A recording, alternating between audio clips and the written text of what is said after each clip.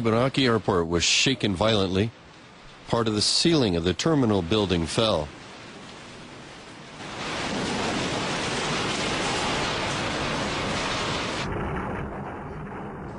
Four minutes later, a tsunami warning was issued. The warning announces that a strong earthquake with an intensity of 7 occurred a while ago in Miyagi. An announcement says a tsunami warning has been issued. At that time, a tsunami had not reached the coastal areas of Miyako City and Iwate, but minutes later, it struck.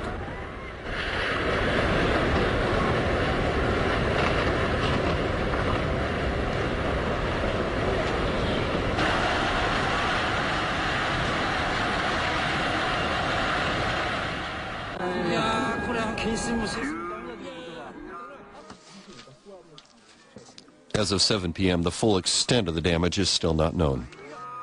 This is Hachinohe City at 4:30 p.m. and we can observe the tsunami hitting the port.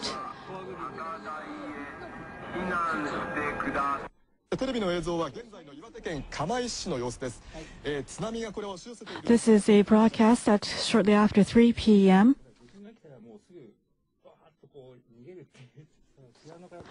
The tsunami arrived in many regions.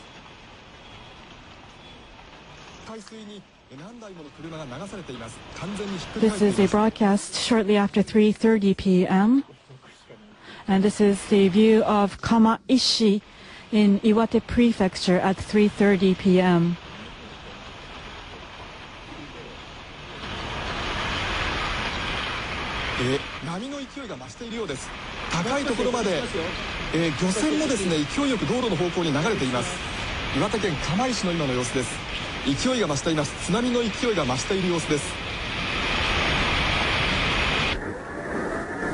This is shortly before 4 p.m. The NHK's coverage of the tsunami shortly before 4 p.m. And you can see that the quay has been, and the pier has been washed away. And this is shortly before 4 p.m. in Sendai, and this is the the field and the housings that have been engulfed by the tsunami.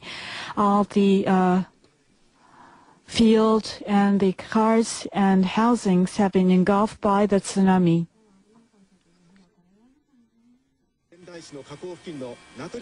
This is near the mouth of Natori River.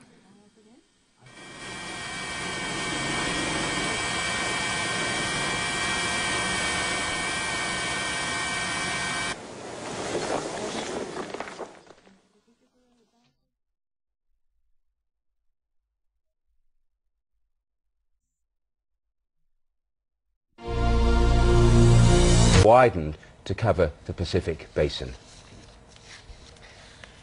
Well, a tsunami. A risk. Now they are saying that people should leave the area, and we've heard that there are traffic jams in the main towns and cities in North Sulawesi, with people trying to get as far as they can from the coast.